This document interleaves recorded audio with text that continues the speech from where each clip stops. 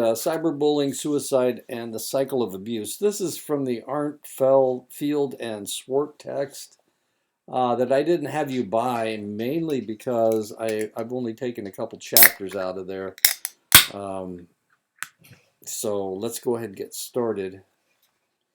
I actually had trouble with the textbook company, and they told me I complained so much that they told me not to buy their textbook. That's how bad it was. You can ask Dean Blackwater about it. He was all part of the whole situation. It's really kind of weird. Anyway, they don't want me to buy their textbook. I won't buy their damn textbook. That's for sure. Okay. Cyberbullying, Suicide, and the Cycle of Abuse. The original utopian vision of the cyberspace, imparted by its pioneers as an egalitarian platform to connect people, to create a common bond between different cultures, creeds, and personalities. It did not materialize as planned. The web, like all frontiers, has become another battlefield that often magnifies and intensifies differences and inequalities rather than cultivating empathy and understanding. Users have become overwhelmingly concerned with the illusory rather than the real, living in imagined communities online within the architecture of specific apps first and in the real world second. In all cases, the overriding illusion users are expected to sustain is one of projected happiness vis-a-vis being popular, financially successful, and in demand, kind of like this young lady who's trying to look as skinny as she possibly can. And she looks pretty good. Oh, there you go. That's not too bad. Okay. Oh, there she goes. That's what she really looks like. With more than 92% of teens going online daily, and almost a quarter of all adolescents in the United States describing their being online almost constantly, the internet has an extraordinary effect on the psychology of our youth, including suicide. And this is, of course, a picture of Honey Boo Boo, who was a tiara queen or tiara, tots and tiaras, I guess that's what it was, once upon a time. Her mama June, her mother, fell in love with a convicted child molester, and of course they had to move Honey Boo Boo out of the house. I'm not sure what's going on. I think she got married. I don't know. I only know the story as a tertiary story because I never watched Tots and Tiaras or the Honey Boo Boo show, whatever that was.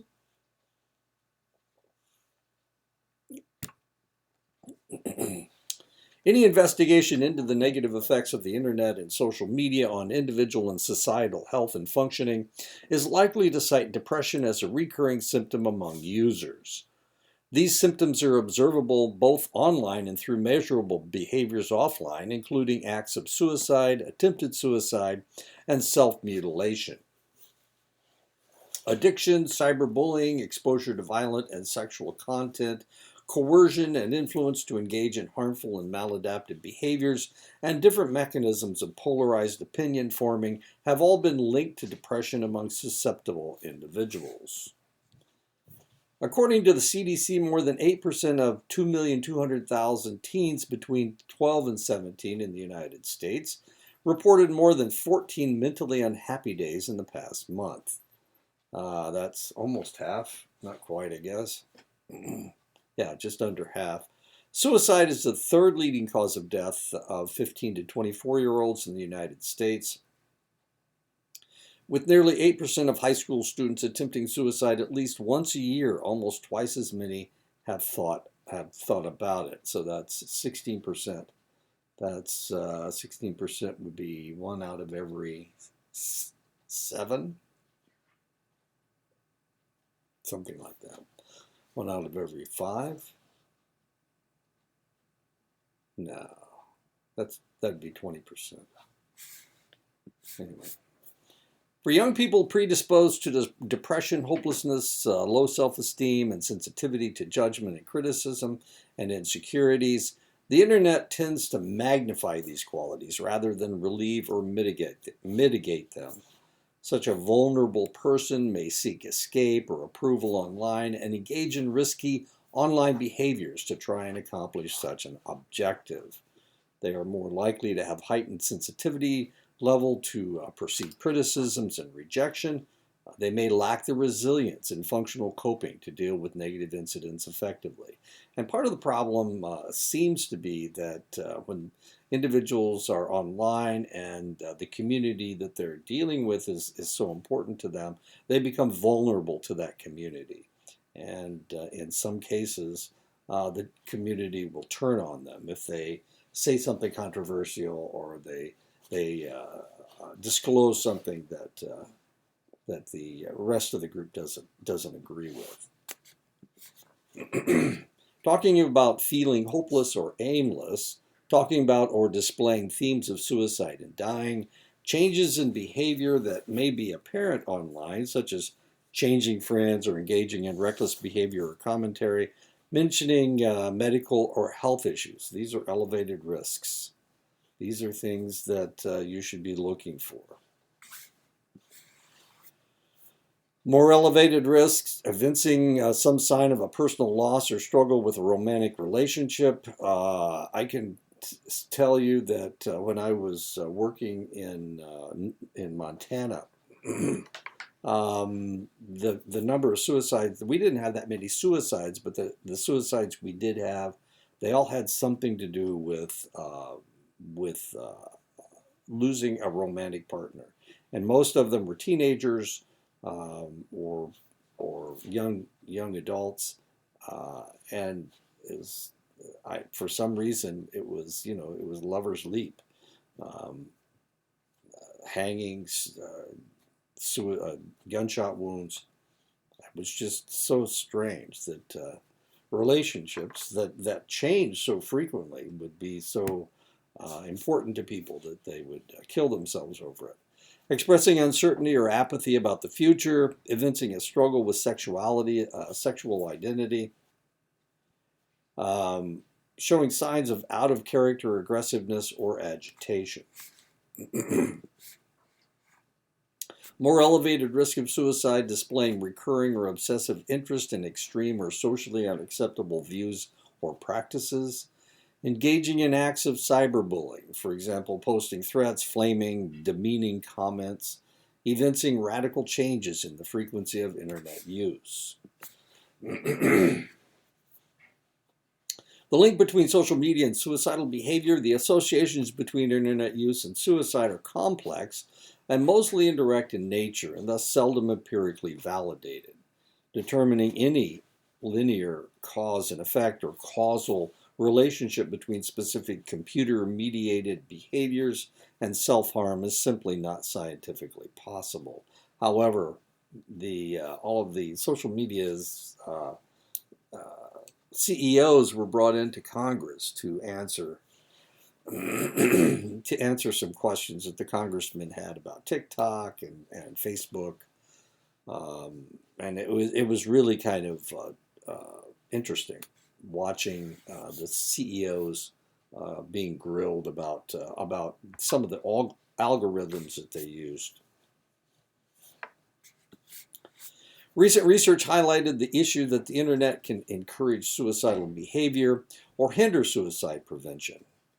The first factor is the immense quantity of information that is available online for anyone interested in suicide methods, thereby providing a sort of how-to guide.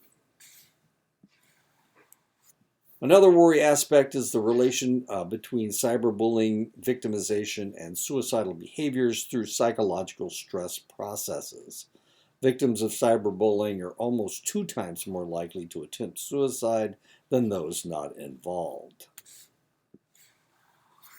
The existence of cyber suicide pacts, usually formed online between strangers, has increased in places, whereas the anonymity of online chat rooms and virtual bulletin boards creates a disinhibition effect and becomes an unmediated platform to share views and feelings. Instigators are often mentally unstable but able to influence or convince others who are vulnerable to follow their example. Recent occurrences of clusters of cyber suicide pacts, primarily in Japan, suggest a form of contagion that mirrors the media contagion effect found after highly publicized incidents. The immediacy and reach of social media probably add to the virulence of this phenomenon, and it's especially prevalent in Japan. Video sharing websites continue to grow exponentially after the creation of YouTube in 2005. The many pro-suicide self-harm videos that are available online may normalize and reinforce self-injurious behaviors among those who are already vulnerable.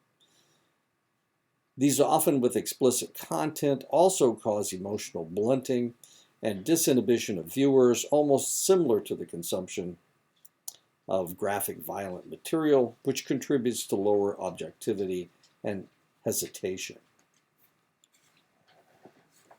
The internet also facilitates the formation and functioning of extreme communities online, groups that promote beliefs and behaviors that are harmful and usually unacceptable by the social mainstream or are unlawful, such as body modification, for example, deliberate amputation, anorexia, and genital mutilation, illegal substance use, and acts of violence. Now, this is actually a positive picture because this is what she looked like when she was anorexic, and she has developed a positive lifestyle, and now she looks like this. So this is what she looked like as an anorexic, someone suffering from anorexia nervosa, and this is her today, hopefully. Social media creates and exacerbates documented mood disorders. 1 in 3 teens in the United States reported having been the target of cyberbullying during the transitional years to Web 2.0 and smart devices in the mid to late 2000s. While more recent figures have curiously proven elusive, the latest scholarship suggests that members of the LGBTQ++ community, in particular high school and college students aged 13 to 25, are the most overrepresented groups of victims regardless of gender identity.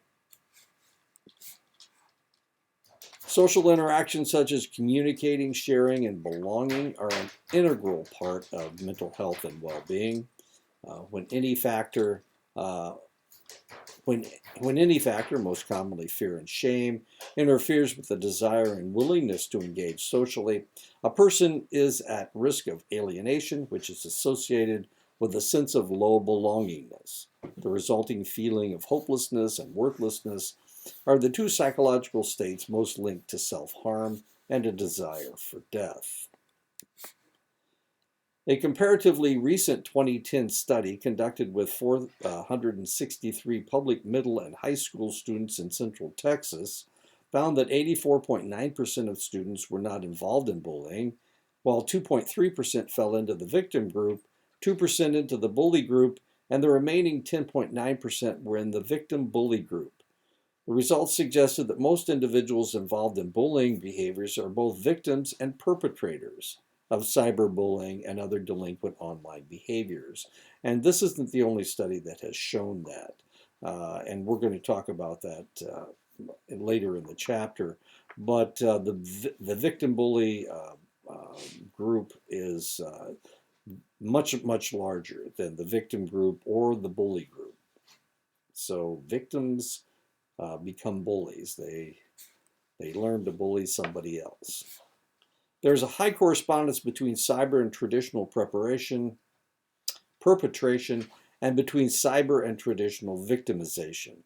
This means that youth who are involved in traditional bullying are also involved in cyberbullying. The bully victim group scored highest on all aspects, with the bully group a close second. Somewhat surprisingly, the victim group trailed significantly behind in each aspect, though still coming in higher than the non-involved group. These syndrome domains are aggressive behavior, rule breaking, social problems, thought problems, attention problems, somatic complaints, that means that they had aches and pains that they complained about, anxiety depression, and withdrawal depression.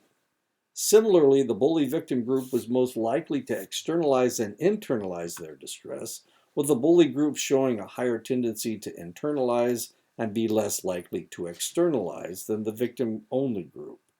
This outcome is also somewhat unexpected, as the automatic assumption is that the opposite, that victims process their distress more internally than perpetrators, whose aberrant behaviors are often viewed as externalized reactions. Such acts include oppositional defiance, conduct disorder, antisocial personality related behavior, delinquency, violent and criminal behavior, and substance use problems. Signs of psychological distress were present at higher levels for bullies and bully victims compared to victims and non-involved subjects, who scored the lowest for most measures. Bully victims were the most depressed, anxious, and stressed, and reported the lowest self-esteem. Victims showed higher levels of depression, anxiety, and stress than bullies only. Bullies have a more positive health profile compared to victims, except for more problematic substance use. Although bully victims had higher levels of self-esteem and self-confidence than bullies overall, they also felt more rejected and incapable or weak, but far less so than the victim group, which indicates that core difference between the two types. Some victims are passive and loners by nature. They are emotionally imbalanced and have poor emotional regulation and social cognition. They also lack resilience, coping, and self-defense skills. They are easily provoked and emotionally aroused. Many victims also engage in bullying themselves. Victims of cyberbullying also disproportionately tend to have negative thoughts about themselves and others, and they are more prone to depression and anxiety. They often come from a disruptive and adverse family, school, or community environment and are noticeably rejected and isolated by their peers. Self-related cognitions, peer status, and social competence are the three main predictors of being a victim of cyberbullying, with externalizing and internalizing behavior moderate predictors. Corporeal victims bullied for a physical aspect are more likely to demonstrate the internalizing of existing symptoms. In other words, they've got something that people are picking on, like something wrong with their face, something wrong with their body. They demonstrate the internalizing of existing symptoms. They engage in externalizing behavior. They lack adequate social skills. They possess negative self-related cognitions. They experience difficulties in solving social problems. They come from negative community, family, and social environments. They are noticeably rejected and isolated by their peers. Internalizing symptoms are a form of emotional and behavioral disorders characterized by depressions, withdrawal, anxiety, and loneliness, often accompanied by poor self-esteem, suicidal ideation, decreased academic and vocational performance, social isolation, and psychosomatic-related physical ailments. Obsessive-compulsive behaviors, trauma-related symptoms such as terrifying nightmares, flashbacks, disconnectedness and avoidance, sleep and eating disorders like bulimia and anorexia can also be present.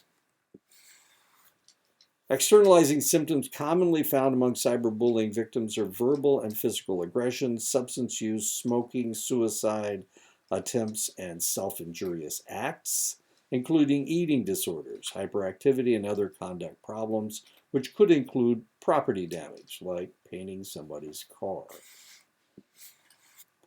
One large study among 7,182 students in grades 6 to 10 established a significant overlap between bullies and victims.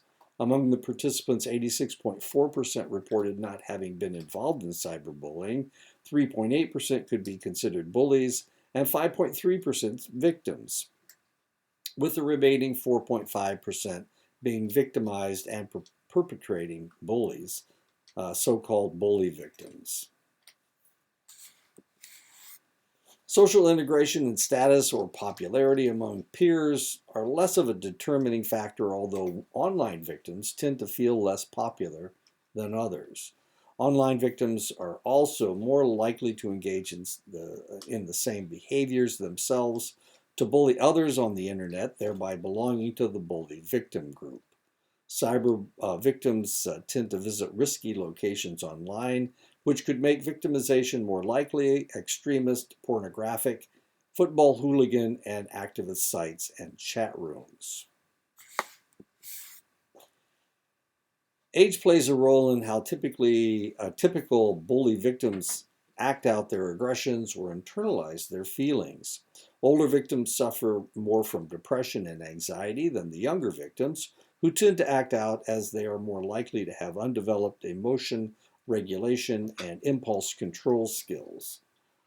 Affective empathy or emotional empathy is an instinctive sharing of someone else's emotions. Cyber victimization is often accompanied by a weaker ability to understand another person's perspective, both cognitively and affectively, which leads to inappropriate social responses. Distinctions between victims and bully victims. The latter group compares less favorably than both bullies and victims on most psychosocial and behavioral measures. These parameters include conduct problems, deviance, negative peer influences, depressive symptoms, lower academic performance, and negative parenting. The bully victim group is generally more temperamental and more isolated socially compared to bullies, victims, and non-involved children. They also tend to favor external attributions to help explain their experiences and have a reactive disposition, which implies impulsivity and a lack of emotion regulation. Compared to the non-bullied group, cyberbullied victims tend to be more neurotic and less agreeable, conscientious, and extroverted. Victims are predisposed to high levels of emotional immaturity and instability, which implies an ego weakness and is characterized by lower trait emotional intelligence scores. These individuals tend to be sensitive, fretful, easily annoyed, and neurotic. They are also not detail-oriented and ignore warning signals, which is associated with spontaneous reactions, lapses in judgment, and occasional poor decision-making. Victims can be dependent and demanding of attention, but prone to isolation. They also have a higher external locus of control and are dependent on the approval of others while being sensitive to criticism. Cyber victimization is strongly associated with higher levels of extroversion and openness, which can be explained by the greater number of online friends and tendency towards self-disclosure that could attract negative responses. It is a combination of extroversion, openness, emotionality, and conscientiousness that may contribute to a higher risk of being a cyber victim rather than the individual traits in isolation. While a person with this type of personality constellation may appear socially adept, they may not be emotionally equipped to deal with the consequences that often accompany larger and less constrained social networks. I was watching a video, a series of videos that that this farm girl put online, and she's got 500,000 followers. And she said it's really interesting because most of the responses to her are very positive, and people ask questions. But there's a small group of individuals that seem to want to troll her. And she said that bothers her more than anything else. She pays too much attention to that. It was really kind of curious. Such experiences are likely to increase feelings of depression and anxiety and inner conflicts between the need to be accepted and popular and to be organized, in control, and able to defend yourself. When this type of dissonance occurs, two outcomes are likely. The person will either respond by becoming more active online, possibly engaging in even riskier interactions, and cyberbullying, or by withdrawing into states of heightened emotional instability and possible self-harm behaviors. Males are thought to be more consistently involved in reported acts of cyberbullying than females. And age, corporeal bullying is more prevalent in middle school and peaks during the transitions from elementary to middle school and from middle to high school. Victims are also targeted because of factors that set them at a disadvantage, such as religious, cultural, and other differences. The first other risk factors in an individual's peer group that are likely to cause bullying is homophily, or how homogeneous the social environment is.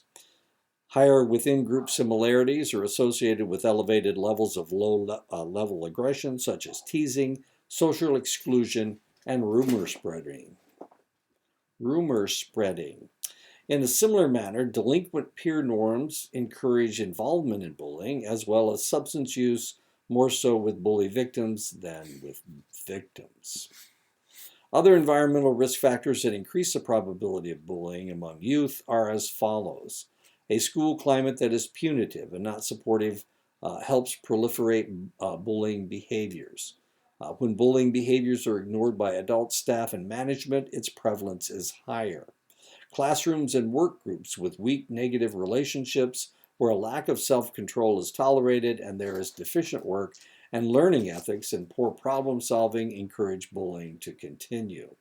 Feelings of school and work belonging are associated with less victimization.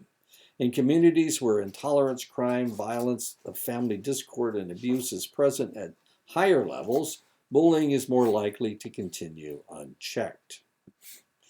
In Sweden, researchers analyzed the MMPI, the Minnesota Multiphasic Profile Inventory, Psychological Inventory, profiles of 85 bullying victims. The three groups identified in the study are A, the serious affected, B, the disappointed and depressed, and 3, the common. The whole sample showed high scores on the hypochondriasis, depression, and hysteria clinical scales. Individuals with all three high scores were typically diagnosed as neurotic with hypochondriacal, anxious, and depressive features with psychophysiological reactions and somatic complaints. They often feel despondent and hopeless, are conflicted over dependency and self-assertion, and suffer from sleep disturbances. They tend to keep others at an emotional distance and prefer to take few risks. The seriously affected victims, which comprised almost 1/3, 32% of the victims, generally had highly elevated personality profiles with the T-scores of 7 of the 10 clinical scales above 65. 4 of the scales had T-scores above 80, which are considered an extreme psychopathology. In addition to high hypochondriasis, depression, and hysteria scores, the paranoia scale was also elevated, which indicates a high level of mistrust, suspiciousness, and skepticism. The second group, the disappointed and depressed victims that represented 44% of the sample, also had a raised personality profile with the same 4 clinical scales at T above 65 than in the first cluster. However, there was less elevation of each point than those of the first group, except the masculinity-femininity scale and hypomania scales, which were similar across all clusters. The third cluster, the common group, include 1/4 of the overall sample and displayed a relatively normal MMPI-2 personality profile, with all 10 clinical scales at above 60, which does not portray any psychological disturbances. Apart from an anger content scale at below 60, no other content scale was raised.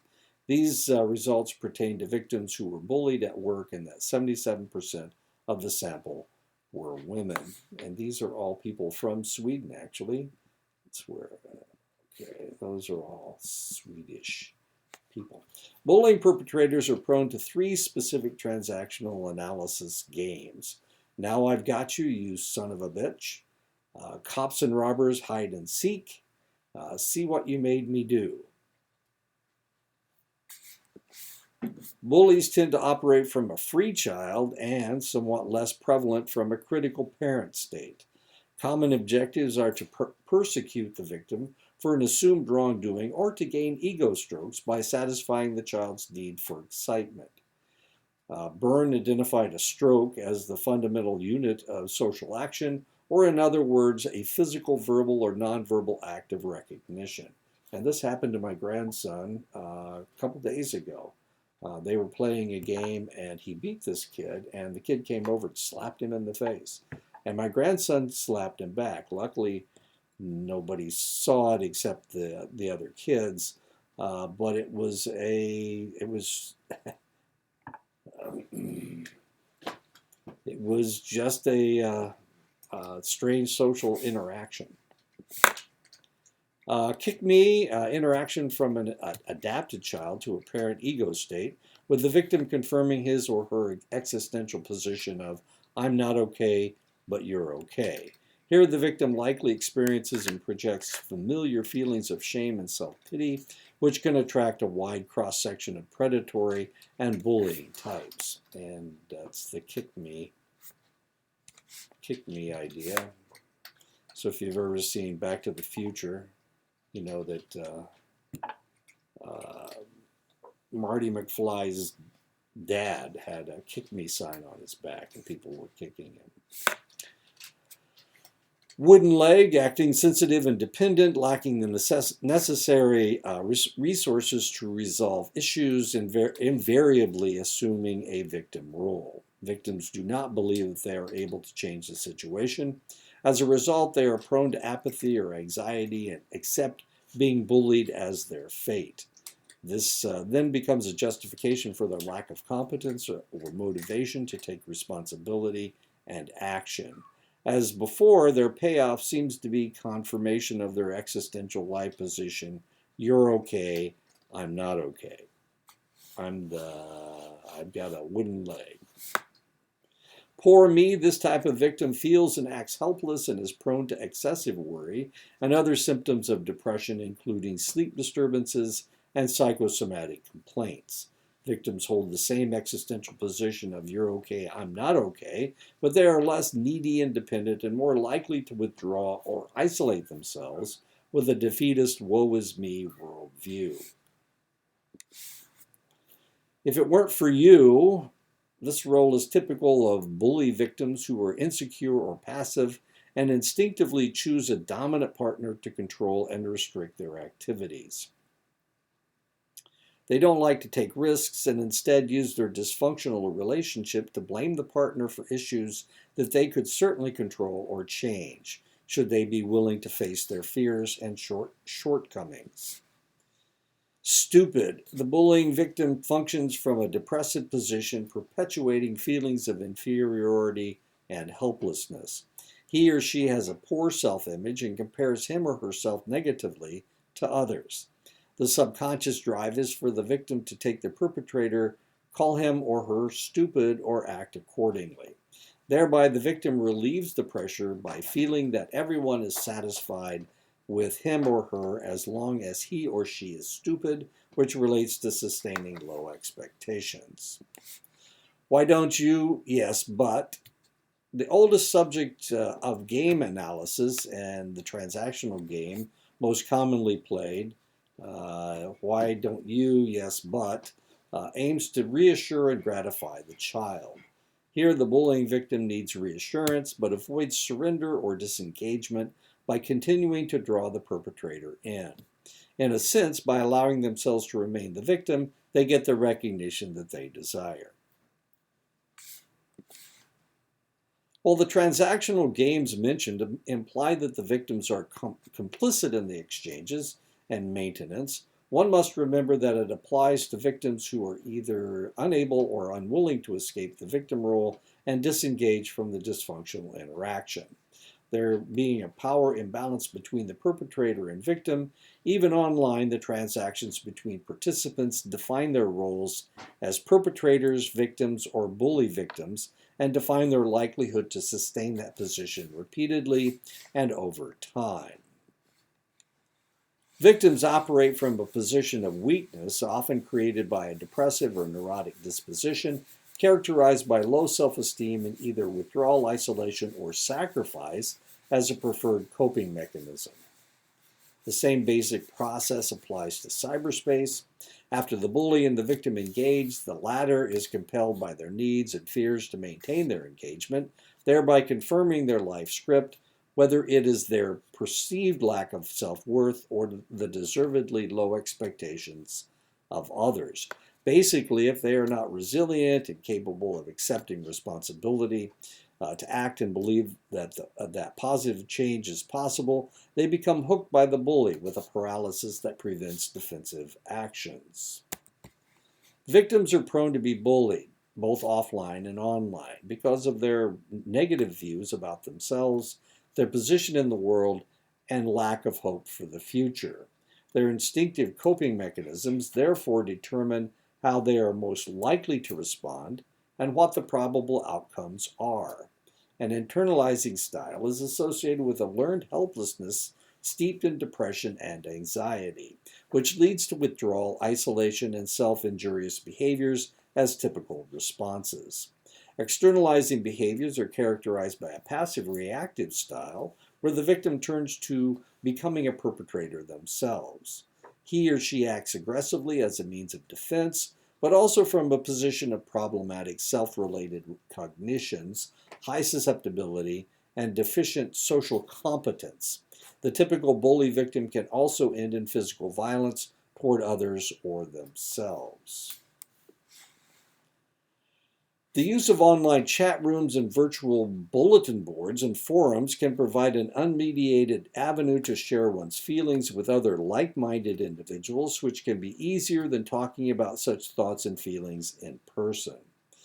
This can lead to something negative, such as cyber mobbing, cyber suicide pacts, virulent contagion, and harmful knowledge, or it can be constructive in the sense of group support, awareness, education, and crisis management.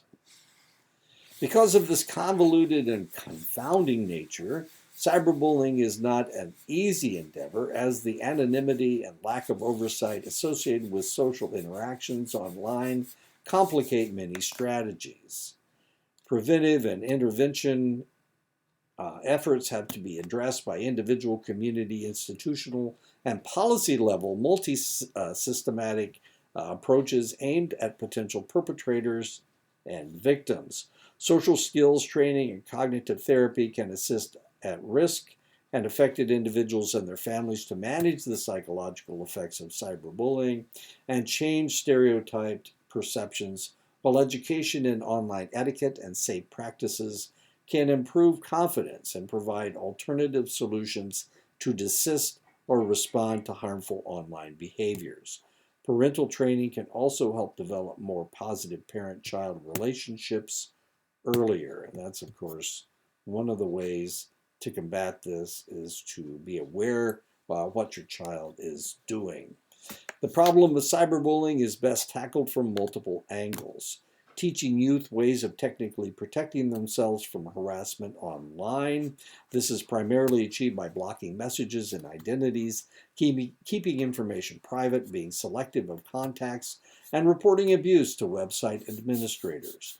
Telling an adult, such as a teacher or parent, is the least used option, especially among older youth and boys, but encouragement, awareness, and sensitivity can help make this avenue more viable. Several school-based anti-bullying programs have had reasonable success rates. These typically include well-implemented policy and awareness raising and curriculum-based activities such as computer-based classroom exercises. Another option is mentorship-type support for victims from high-status peers and empathy training for perpetrators. Bullying, including cyberbullying, is as much a behavior management issue in the educational setting as it is related to individual and family factors. By developing a safe and respectful environment, bullying behaviors are reduced and prevented. The following 9 consequential steps are proposed for responding to cyberbullying. Save the evidence. Print copies of the message and websites. For a first offense, if minor in nature, ignore, delete, or block the sender. Reporting if a face or offensive profile targeting your child is set up on a social networking site, report it to the site host. Investigate, monitor your child's online presence. Communicate if the perpetrator is another student. Share evidence with the school personnel. Parental involvement, if the perpetrator is known and cyberbullying is continuing, contact the child's parents and share their evidence and share your evidence.